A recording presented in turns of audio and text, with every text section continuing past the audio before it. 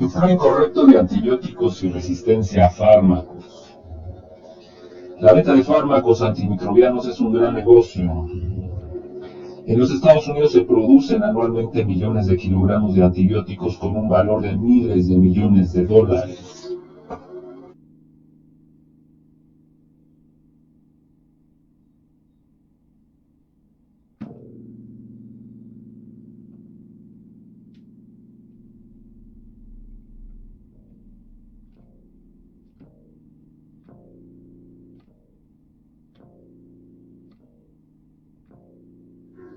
Aproximadamente entre el 40 y el 50% de estos antibióticos se añaden al pienso del ganado.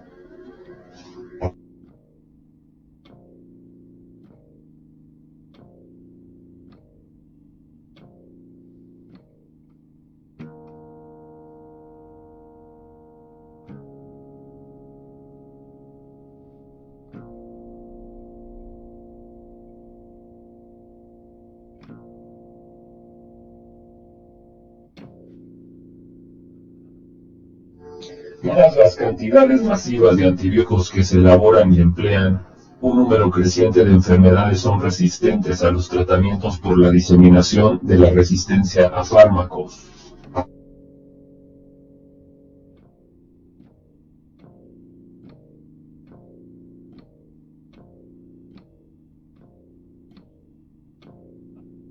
Un buen ejemplo es Neisseria gonorrhea, el agente causal de la gonorrea. La gonorrea fue tratada con éxito por primera vez con sulfamidas en 1936, pero hacia 1942 la mayoría de las cepas eran resistentes y los médicos cambiaron a la penicilina.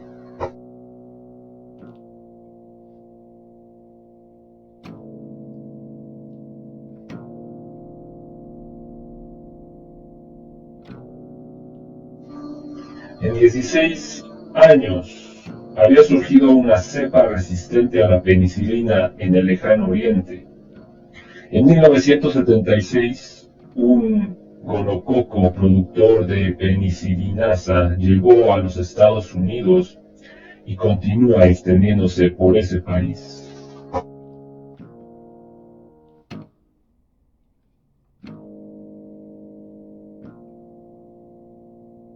A finales de 1968 estalló una epidemia de disentería por Shigella en Guatemala que afectó a 112,000 personas y causó 12,500 muertos. Las cepas responsables de esta devastación eran portadoras de un plásmido R que les confería resistencia al clorafenicol, a la tetraciclina, a la streptomicina y a la sulfamida.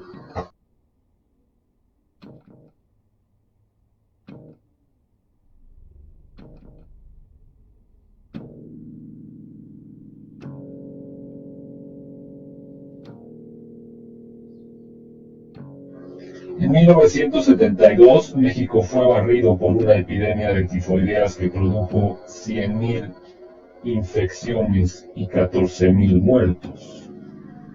Se debía a una cepa de Salmonella typhi con el mismo patrón de multiresistencia observado en el brote precedente de Shigella.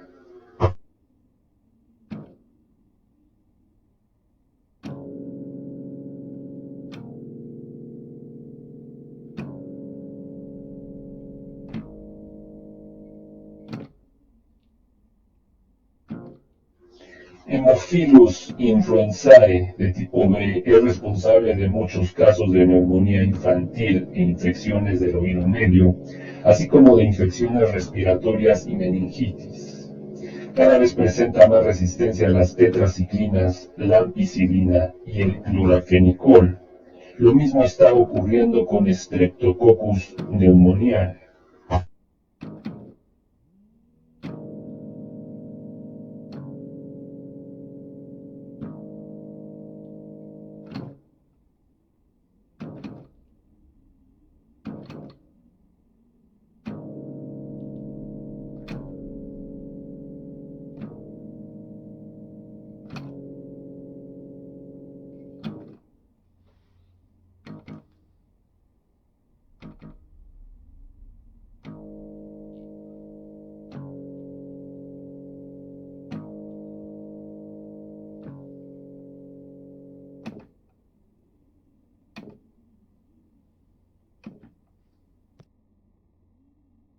En 1946 casi todas las cepas de Staphylococcus eran sensibles a la penicilina.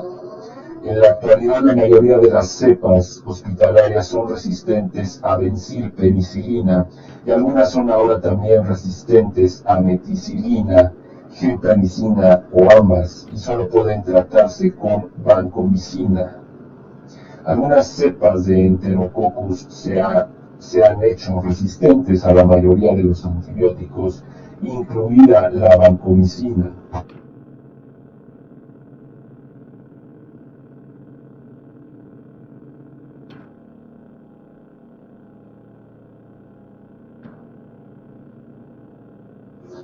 Recientemente se han descrito unos pocos casos de Staphylococcus aureus resistente a vancomicina en Estados Unidos y en Japón.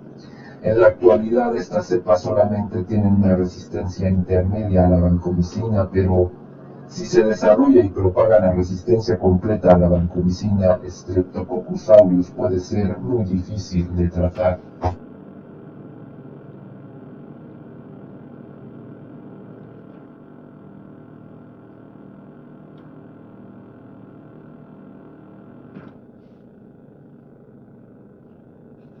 Este y otros ejemplos, por ejemplo Mycobacterium tuberculosis, dejan bien claro que la resistencia a fármacos constituye un problema de salud pública extremadamente grave. Muchas de las dificultades son consecuencias del empleo incorrecto de medicamentos.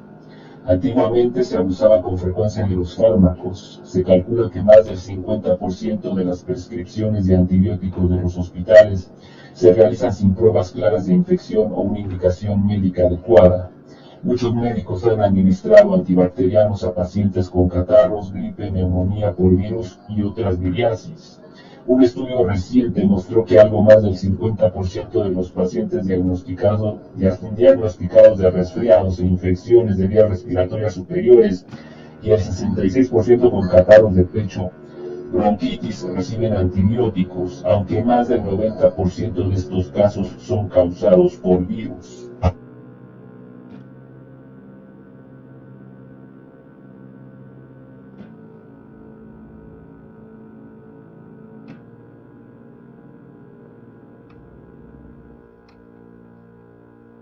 A menudo se prescriben antibióticos sin cultivar e identificar el patógeno o sin determinar la sensibilidad de la bacteria al fármaco.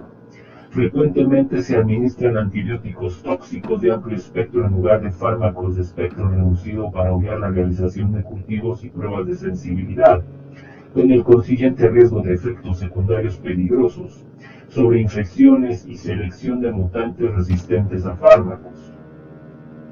La situación empeora en los pacientes que no completan su ciclo de tratamiento. Cuando se interrumpe demasiado pronto un tratamiento antibiótico, pueden sobrevivir los mutantes resistentes a fármacos. En muchos países los fármacos son accesibles al público. Las personas pueden automedicarse antibióticos y así aumentar la prevalencia de capas resistentes.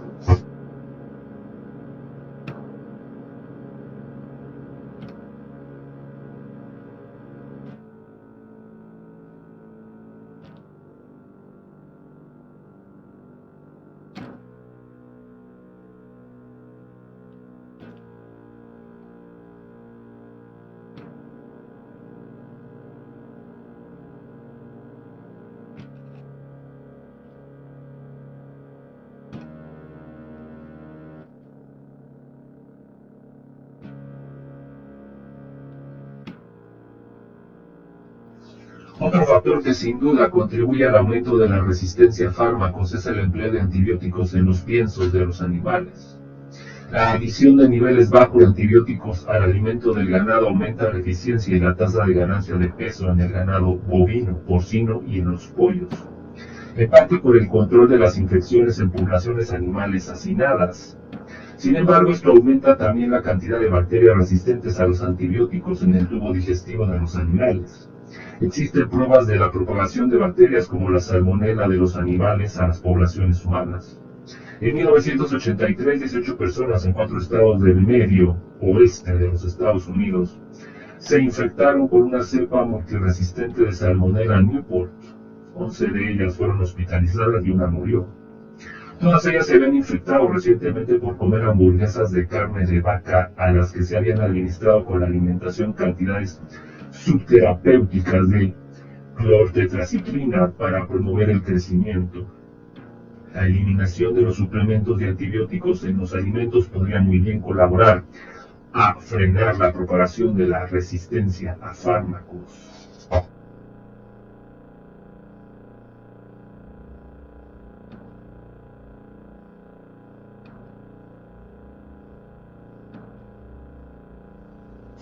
El desarrollo de la quimioterapia.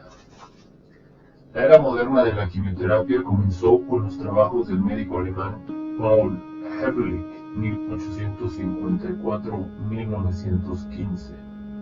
Ehrlich pensó que un producto químico con toxicidad selectiva que matara patógenos pero no las células humanas podría ser capaz para tratar las enfermedades. Confiaba encontrar una molécula de colorante tóxica, una bala mágica, que se ligara de forma específica a los patógenos y los destruyera. Por ello comenzó a experimentar con colorantes. En 1904, Ehrlich observó que el colorante tripán rojo resultaba activo contra el tripanosoma, que causa la enfermedad del sueño africana, y que podía ser empleado en la terapéutica.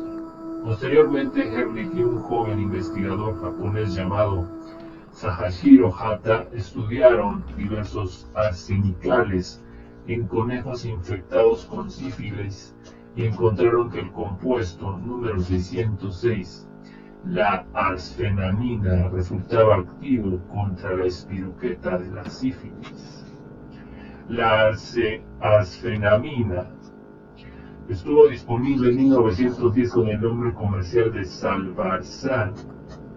Los éxitos de Ehrlich en la quimioterapia de la enfermedad del sueño y de la sífilis establecieron el concepto de la toxicidad selectiva y llevaron a estudiar centenares de compuestos en busca de su potencial terapéutico.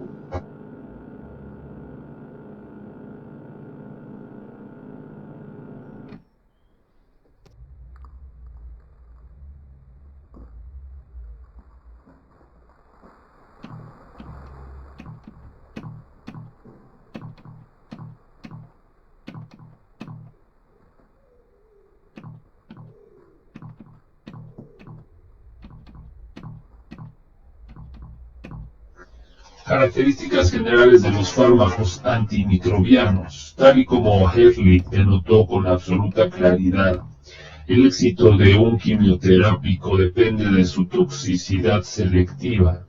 Debe matar al microbio patógeno causando el menor daño posible en el huésped. El grado de toxicidad selectiva se puede expresar en términos de número 1. Dosis terapéutica o nivel de fármaco necesario para el tratamiento clínico de una infección determinada. Número 2. La dosis tóxica o nivel del fármaco al que el agente se vuelve excesivamente tóxico para el huésped. El índice terapéutico es el cociente entre la dosis tóxica y la dosis terapéutica. Cuanto mayor es el índice terapéutico, mejor es el quimioterápico, si los restantes factores son iguales.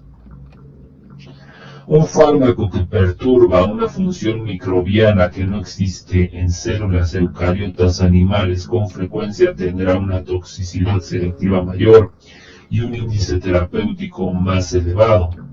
Por ejemplo, la penicilina inhibe la síntesis del peptidoglucano de la pared celular bacteriana, pero tiene poco efecto sobre las células del huésped porque éstas carecen de paredes celulares.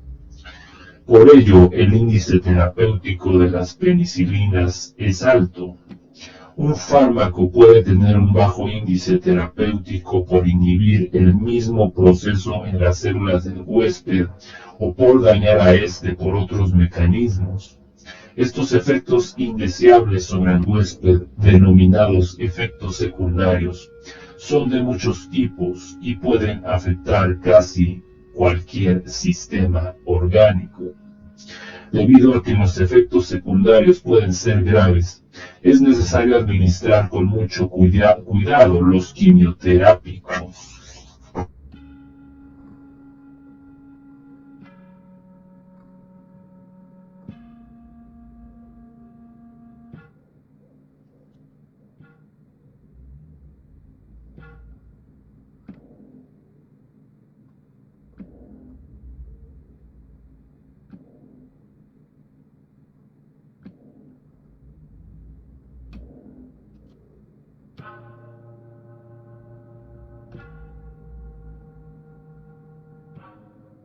El espectro de eficacia varía considerablemente según los fármacos.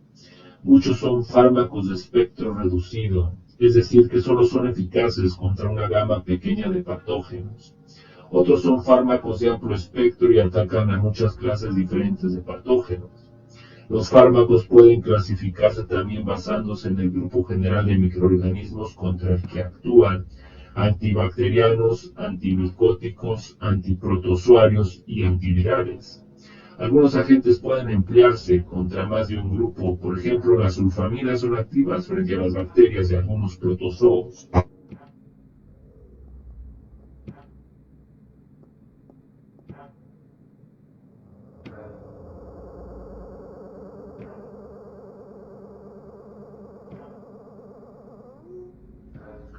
En 1927, el gigante de la industria química alemana IG Farben Industrie comenzó una larga búsqueda de agentes quimioterápicos bajo la dirección de Gerhard Domag. La compañía suministró inmensas cantidades de colorantes y otros productos químicos en los que Domag estudió las actividades contra las bacterias patógenas y la toxicidad en animales. En el transcurso de este programa de detección, Domag descubrió que el rojo Prontosil, un nuevo tinte para cueros, resultaba inocuo para los animales y protegía por completo a los ratones contra los estreptococos y estafilococos patógenos. Estos resultados fueron publicados en 1935 y en el mismo año los científicos franceses Jacques y Thérèse Treffoul demostraron que el rojo Prontosil se convertía en el organismo en sulfanilamida, el verdadero factor activo. De hecho, Domag había descubierto las sulfamidas y recibió el premio Nobel por este descubrimiento en 1939.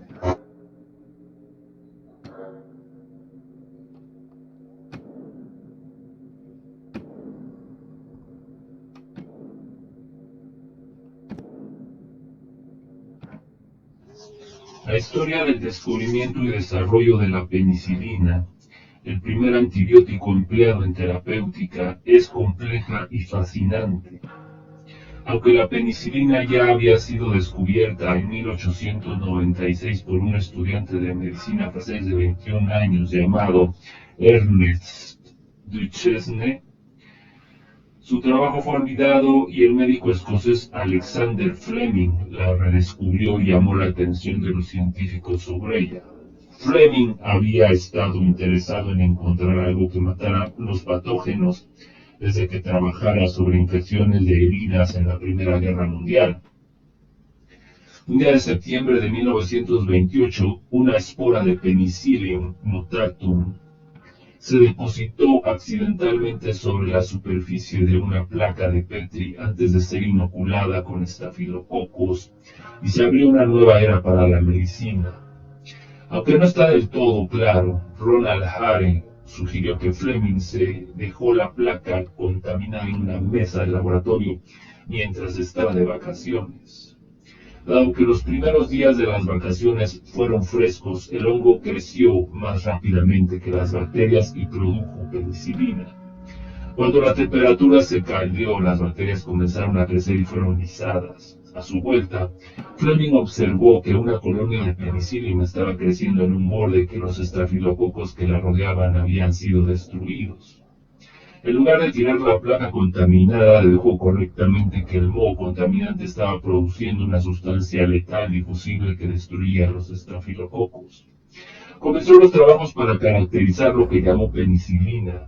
Encontró que un caldo de cultivo de penicillium contenía penicilina y que el antibiótico podía destruir varias bacterias patógenas. Desgraciadamente, los siguientes experimentos que realizó le convencieron de que la penicilina no permanecería en el cuerpo el tiempo suficiente después de una inyección para destruir los patógenos. Después de dar una conferencia sobre la penicilina y publicar varios trabajos sobre ella entre 1929 y 1931, a la investigación.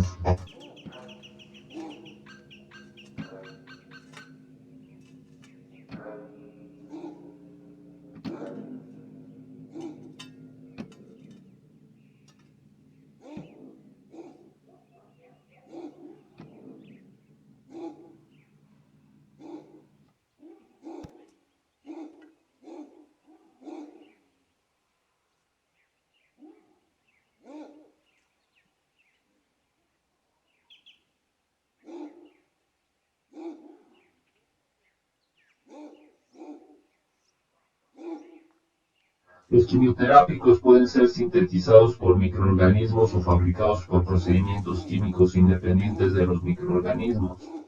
Algunos de los antibióticos más frecuentes empleados son naturales, es decir, sintetizados en su totalidad por una bacteria u hongo de entre unas pocas especies. Por el contrario, varios quimioterápicos importantes son totalmente sintéticos. Los fármacos antibacterianos sintéticos son sulfamidas, trimetoprima, clorafenicol, ciprofloxacino, isoniazida y dapsona.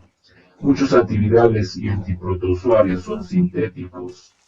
Un número creciente de antibacterianos son semisintéticos. Los antibióticos semisintéticos son antibióticos naturales modificados mediante la adición de grupos químicos que les hacen menos susceptibles a la inactivación por patógenos. Buenos ejemplos de ellos son la ampicilina, la carbenicilina y la meticilina. Los quimioterápicos, como los desinfectantes, pueden ser sidas o estáticos. Como se ha mencionado anteriormente, los agentes estáticos inhiben el crecimiento de forma reversible. Si el agente se elimina, los microorganismos se recuperan y volverán a crecer. Aunque los agentes SIDAs matan al patógeno diana, su actividad depende de la concentración, y a concentraciones bajas pueden ser solo estáticos. El efecto de un agente varía según la especie diana. Un agente puede ser SIDA para una especie y estático para otra, debido a que los fármacos estáticos no destruyen de forma directa el patógeno. La eliminación de la infección depende de los mecanismos de resistencia del huésped. Un agente estático puede ser ineficaz si la resistencia del huésped es baja.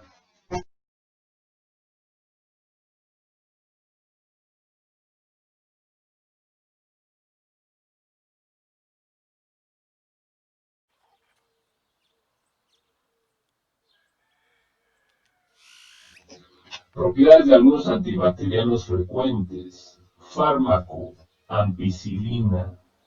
Efectos secundarios, reacciones alérgicas, diarrea, anemia. Fármaco, bacitracina. Efectos secundarios, lesión renal en administración parenteral. Fármaco, carbenicilina. Efectos secundarios, reacciones alérgicas, náuseas y anemia.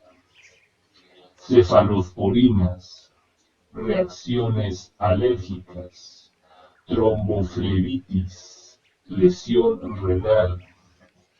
Clorafenicol, efectos secundarios, disminución de la función de la médula ósea, reacciones alérgicas. Ciprofloxacino, irritación gastrointestinal, reacciones alérgicas. Clindamicina, diarrea. Dapsona, anemia y respuestas alérgicas. Eritromicina, irritación gastrointestinal, lesión hepática.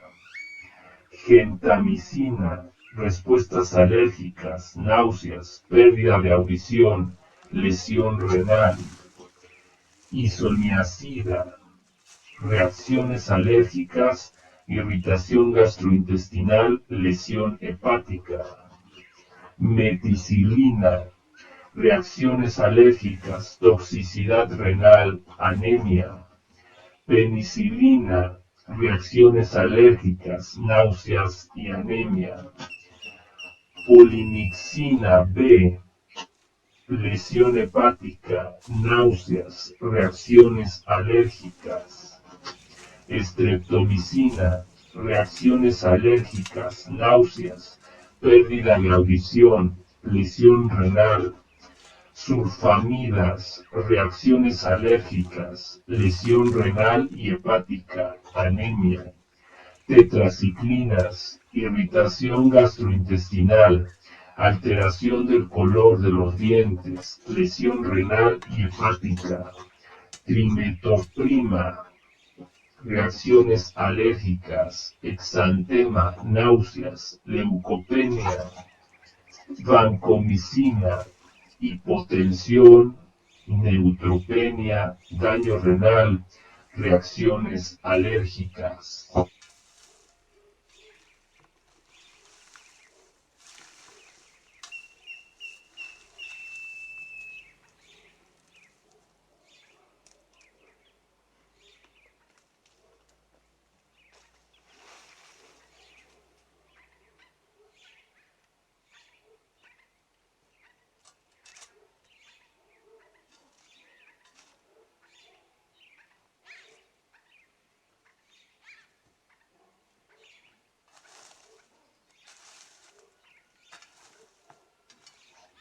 En 1939, Howard Florey, profesor de patología de la Universidad de Oxford, estaba enfrascado en estudiar la actividad bactericida de numerosas sustancias, entre ellas la lisozima y las sulfamidas. Después de leer el trabajo de Fleming sobre la penicilina, uno de los colaboradores de Florey, Ernest Chain, obtuvo el cultivo de penicilin de Fleming y emprendió la tarea de cultivarlo y purificar la penicilina. El bioquímico Norman Hitley prestó una notable ayuda a Florey y Chain en este trabajo. Hitley diseñó las primitivas técnicas de determinación, cultivo y purificación necesarias para obtener penicilina cruda, necesaria para proseguir los experimentos. Cuando se inyectó penicilina purificada a ratones infectados por estreptococos y estafilococos, prácticamente todos los ratones sobrevivieron. El éxito de Florey y Chain se publicó en 1940 y también los ensayos clínicos en seres humanos se vieron coronados por el éxito. Fleming, Florey y Chain recibieron el premio Nobel en 1945 por el descubrimiento y la producción de penicilina. El descubrimiento de la penicilina estimuló la búsqueda de otros antibióticos. Selman Waksman anunció en 1944 que había encontrado un nuevo antibiótico, la streptomicina, producido por el Actinomyceto streptomyces griseus. Este descubrimiento surgió de la paciente búsqueda entre unas 10.000 cepas de bacterias y hongos del suelo. Waksman recibió el premio Nobel en 1952 y su éxito llevó a la búsqueda en todo el mundo de otros microorganismos del suelo productores de antibióticos. En 1953 ya se había aislado los microorganismos productores de clorafenicol, neomicina, terramicina y tetraciclina. El descubrimiento de los quimioterápicos y el desarrollo de nuevos fármacos más potentes ha transformado la medicina moderna y ha aliviado mucho el sufrimiento humano. Además, los antibióticos se han revelado excepcionalmente útiles en la investigación microbiológica.